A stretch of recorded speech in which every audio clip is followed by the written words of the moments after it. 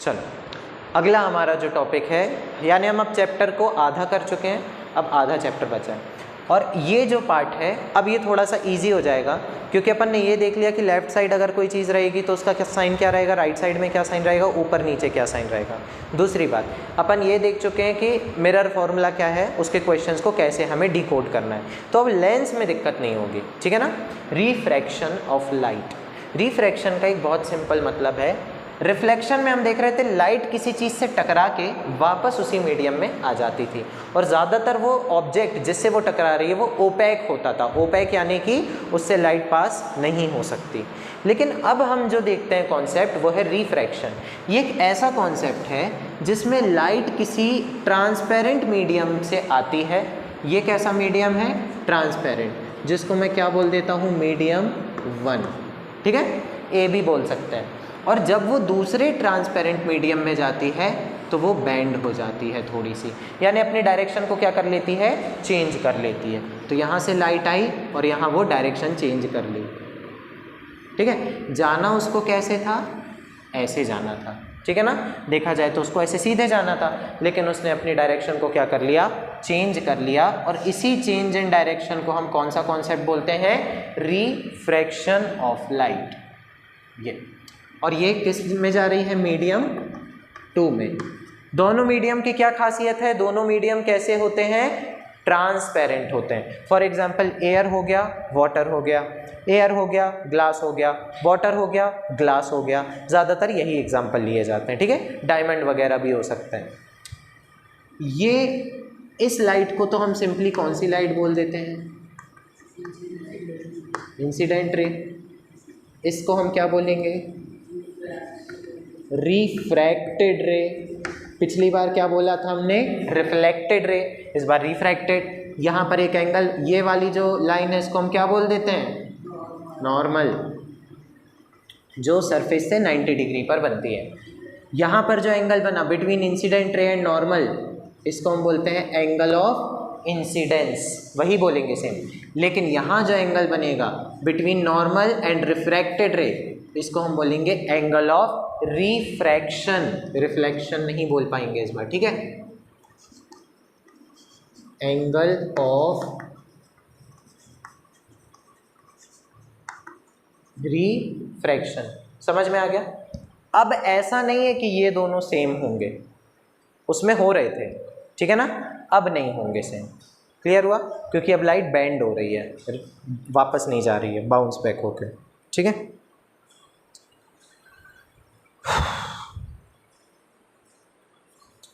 तो ये हो गया अपना रिफ्रैक्शन का पूरा। अब कुछ रूल्स होते हैं रिफ्रैक्शन के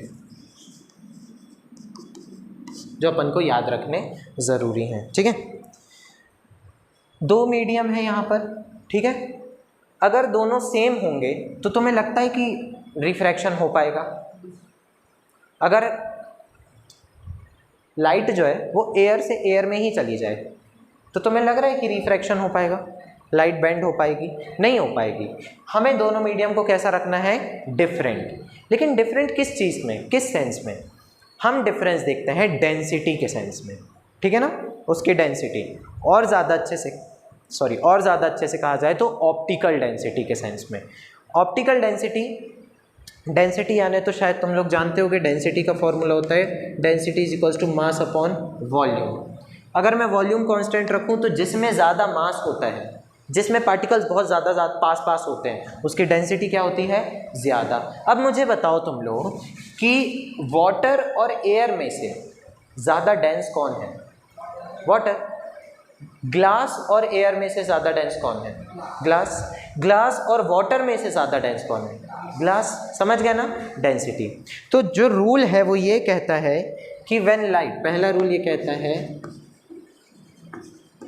when light is moving from rarer medium, देखो डेंस का उल्टा क्या होता है, रेयरर। यानी अगर मैं बोलूँ एयर है और ग्लास है तो ज़्यादा डेंस कौन होगा, ग्लास। डेंसर मीडियम कौन होगा, ग्लास। तो एयर क्या हो जाएगी, रेयरर मीडियम। समझ आ गया, डेंसिटी का उल्टा होता है रेयरिटी, यानी कि डेंस का उल्टा हो जाएगा रेयर। तो जब लाइट जाती है फ्रॉम रेयरर मीडियम टू कैसा मीडियम, डेंसर मीडियम। अगर मैं इसका एग्जांपल लूँ तो कहाँ से कहाँ चली जाए, एयर से चली जाए, किस में, ग्लास में, वाटर में, जिसमें भी, ठीक है। Rare medium to denser medium, तो वो क्या करती है, इट बेंड्स टूवर्ड्स नॉर्मल।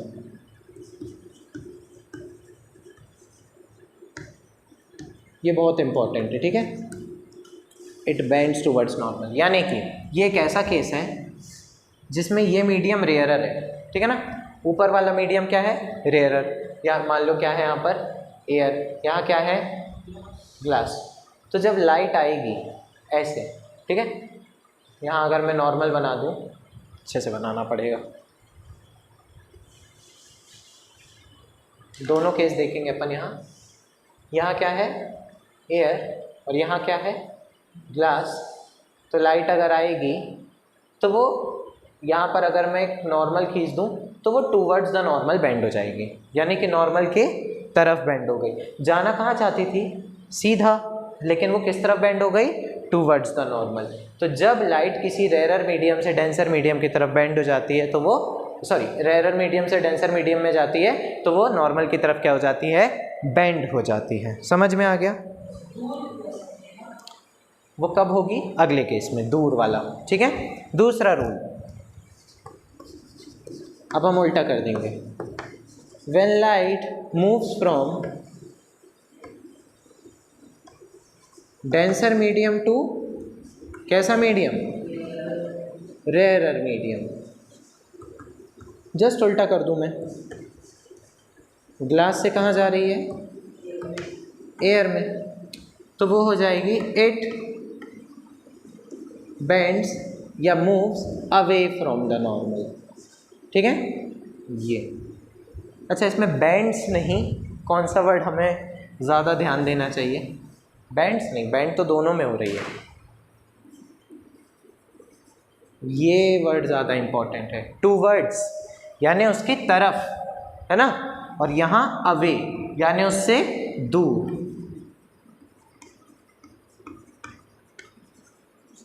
तो मैं इसको बनाता हूँ दूसरा केस। अब यहाँ पर क्या है, ग्लास, यहाँ पर क्या है, एयर, ठीक है। लाइट आई, ठीक है ना, अवे फ्रॉम द नॉर्मल चली गई, ठीक है। जाना इसको यहाँ कहीं था, ठीक है, लेकिन वो कहाँ चली गई, नॉर्मल से दूर। यहाँ पर तुम देखो तो ये वाला एंगल ज़्यादा है, ये वाला एंगल कम है। यहाँ देखो तो ये वाला एंगल कम है और ये एंगल ज़्यादा होगा। समझ में आ गया ना, ठीक है। तो यहाँ पर अगर मैं देखूँ तो angle I is greater than angle R, ऐसे ही कुछ है ना, एंगल आई ज़्यादा है एंगल आर से। और यहाँ पर क्या है, एंगल कौन सा ज़्यादा है, r is greater than angle i. समझ में आ गया। तो ये दो चीज़ें बस याद रखना, तब तुम्हें क्लियर हो जाएगा, क्योंकि इसके भी क्वेश्चंस आ जाते हैं। बनाओ इतना।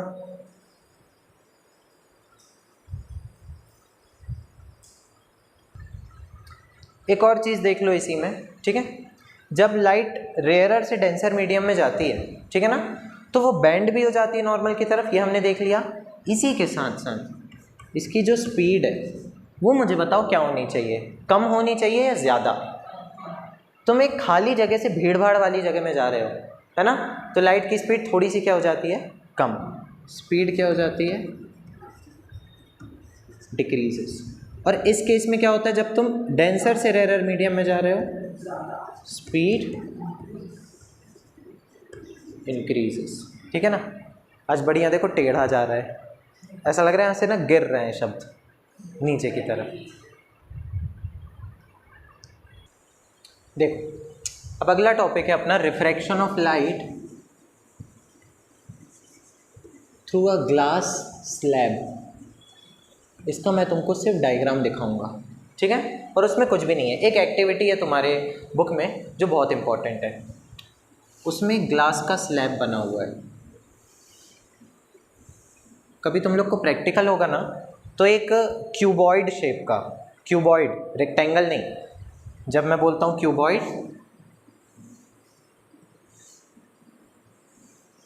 तो वो कुछ ऐसा बनता है। ठीक है ना, ऐसा ग्लास का एक तुमको मिलेगा जिसको हम बोलते हैं क्या, रेक्टेंगुलर ग्लास स्लैब। उसमें से एक एक्टिविटी होती है, तुम यहाँ पर क्या करते हो, 2 पेन रखते हो, ठीक है, और उसको तुम यहाँ से देखने की कोशिश करते हो और देखते हो कि अगर तुमने यहाँ पर 2 पेन रखी और इन पेन के लिए तुमने क्या खींची, 2 लाइन, इन्हीं की लाइन में 2 लाइन खींची तुमने, अगर ये सीधी जाएं तो क्या तुमको यहाँ पर पेन मिलेगी या नहीं, ठीक है, क्योंकि कायदे से देखा जाए तो लाइट सीधी ट्रेवल करती है ना, लेकिन बीच में क्या आ रहा है, ग्लास। यहाँ पर कौन सा मीडियम है, एयर, यहाँ कौन सा मीडियम है, ग्लास, और फिर से कौन सा मीडियम है, एयर। तो अभी तक हम कौन सा टॉपिक पढ़ रहे हैं, रिफ्रैक्शन। तो मेरे ख्याल से अगर मैं सीधे यहाँ पर आंख लगाऊं तो मुझे यहाँ पर ये 2 पिन्स की लाइट मिलनी नहीं चाहिए, क्योंकि लाइट सीधे ट्रेवल करेगी ही नहीं, क्योंकि बीच में ग्लास आ रहा है, ठीक है। तो होता क्या है, मान लो मैं यहाँ पर एक क्या खींच दूँ, नॉर्मल, ठीक है,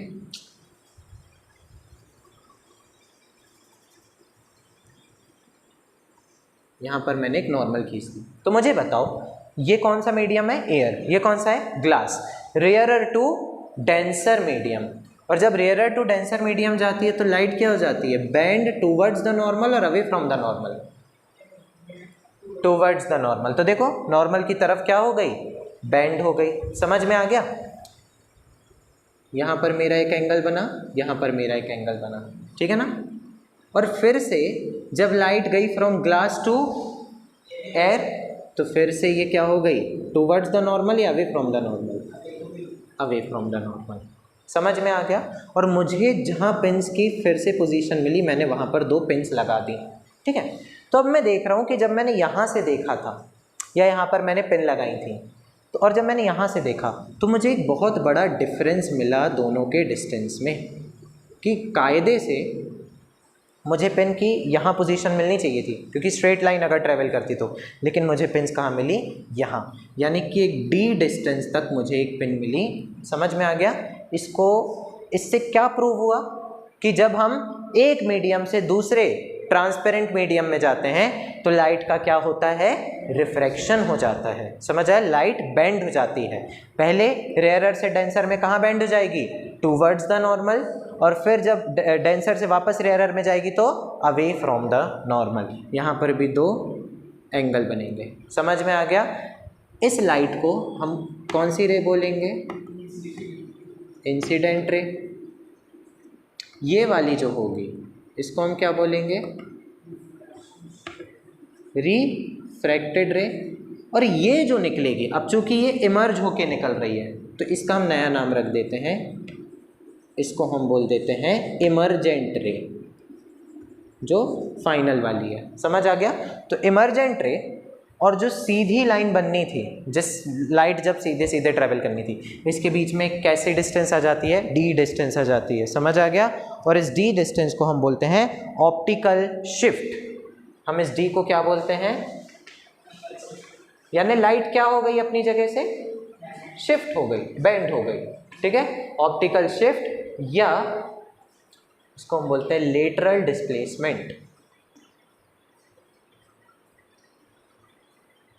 क्लियर हुआ, समझ में आए, बहुत सिंपल सी एक्टिविटी है। अब इन एंगल्स के कुछ नाम रख दिए हैं एक्टिविटी में, इन एंगल्स के कुछ नाम रख दिए हैं एक्टिविटी में, ठीक है, नॉर्मल के ओ डैश ये सब रख दिया, वो सब एक्टिविटी के दौरान होता है ताकि तुम्हें याद रहे, ठीक है, क्योंकि यहाँ पर रिफ्रैक्शन हो रहा है और यहाँ पर भी रिफ्रैक्शन हो रहा है।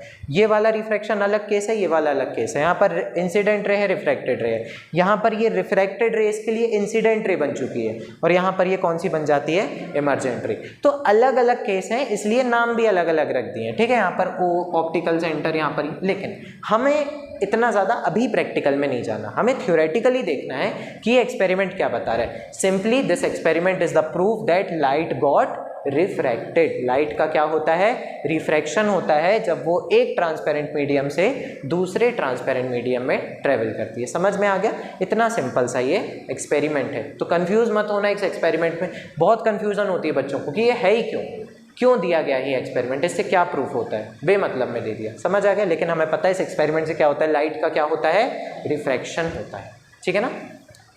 कुछ एक्सपेरिमेंट में क्या करते हैं, ध्यान से देखो।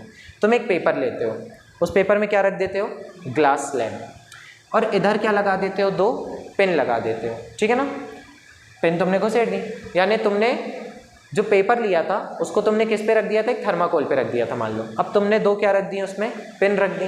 अब तुमने इधर से देखा, मान लो ये तुम्हारी आँख है, तुमने यहाँ से देखा स्लैब को, तो तुम्हें जहाँ पर भी पेन की इमेज दिख जाए तो उसमें भी क्या लगा दो तुम, यहाँ पर 2 और पेन लगा दो जहाँ पर तुम्हें इनकी इमेज दिख जाए, ठीक है। फिर तुम क्या करो, ग्लास स्लैब हटाओ, फिर तुम एक लाइन खींचो ये वाली पेन पे, पेन भी हटा दो और देखो कि 2 जो होल्स हैं उन पे लाइन खींचो और उस लाइन को बिल्कुल सीधे ले जाओ, ठीक है। और तुम जो यहाँ पर तुम्हारी 2 पेन आई थी उसमें लाइन खींचो, तो तुम्हें दिखेगा कि जो तुम्हारा होनी चाहिए थी वो लाइन और जो है एक्चुअल ये लाइन, इनके बीच में क्या है, एक डिस्टेंस है, जिसको हम क्या बोलते हैं, लेटरल डिस्प्लेसमेंट या फिर ऑप्टिकल शिफ्ट, जिससे क्या प्रूफ हो जाता है कि लाइट का क्या हुआ था, रिफ्रैक्शन। समझ आ गया, ठीक है, बना लो ये।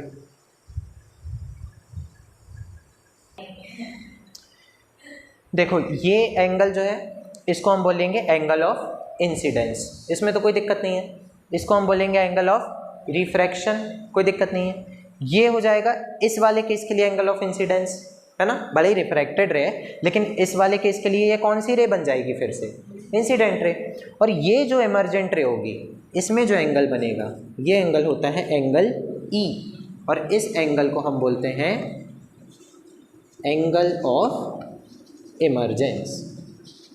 ये और मैंने एक्स्ट्रा बता दिया, ठीक है ना, बस बना लो।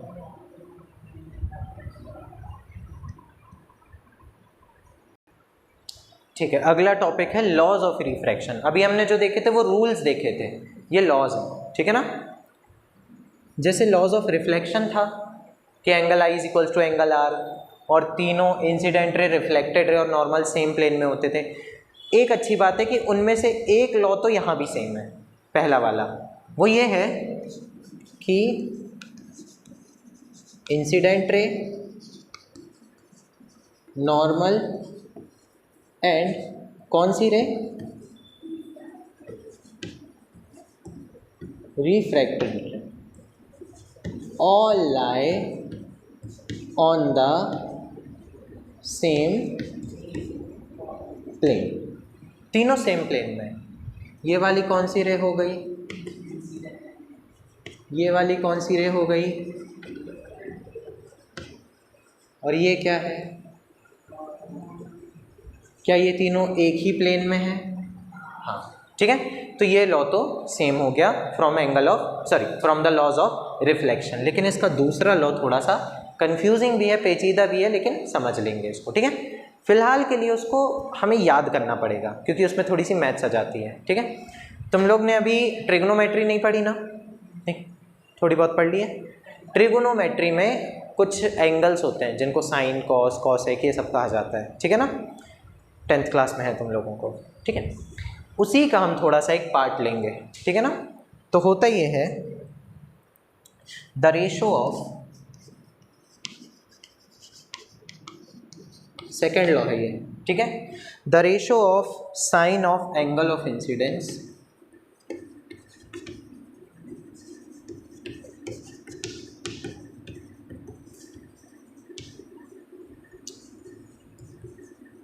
To the sine of angle of refraction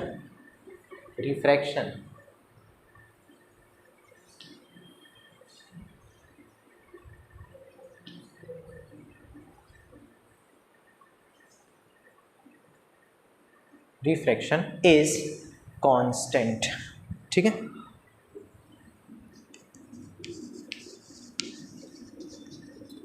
is the constant, यानी कि ये कहना चाह रहा है कि sine of angle of incidence to the sine of angle of refraction is always constant. जैसे एक वहाँ पर था कि angle I is equals to angle R, लेकिन यहाँ पर सेम नहीं होते, लेकिन इनका जो रेशो है, रेशो में भी हम साइन लगा देते हैं, ठीक है ना। अब साइन किसी भी कोई हम एंगल लगा देते हैं ना, जैसे sine 30 degree, sine 60 degree, sine 120 degree, तो उसकी ना एक वैल्यू बन जाती है, समझ में आ गया। तो वैसे ही जब हम एंगल आई और एंगल आर के साइन का रेशो लेते हैं, वो रेशो हमेशा क्या होता है, कांस्टेंट होता है, ठीक है ना। इतना बस समझना। एंगल ऑफ रिफ्लेक्शन में हमने देखा था angle I is equals to angle R, कोई टेंशन नहीं थी हमें, अगर ये 30 डिग्री तो ये भी 30 डिग्री। लेकिन अब यहाँ पर ऐसा नहीं होगा, यहाँ पर ऐसा होगा कि भले ही ये दोनों डिफरेंट हो, लेकिन इनके साइन का रेशो हमेशा क्या होगा, कांस्टेंट। और इसी को हम बोलते हैं एक law, this is known as Snell's law. एक स्नेल भैया हुआ करते थे कोई, उन्होंने ये लॉ दिया था, इसलिए इसको हम बोलते हैं स्नेल्स लॉ। इतना कर लो, क्योंकि अब नेक्स्ट टॉपिक जो होगा वो होगा रिफ्रैक्टिव इंडेक्स, जिसको नेक्स्ट लेक्चर में कवर करेंगे। और रिफ्रैक्टिव इंडेक्स जो है वो इसी पर बेस्ड होगा, समझ आया, स्नेल्स लॉ पर ही रिफ्रैक्टिव इंडेक्स अपना बेस्ड होगा। तो ये 2 लॉज लिख लो, इसी के आगे हम कंटिन्यू करेंगे अपना रिफ्रैक्टिव इंडेक्स, ठीक है, कर लो।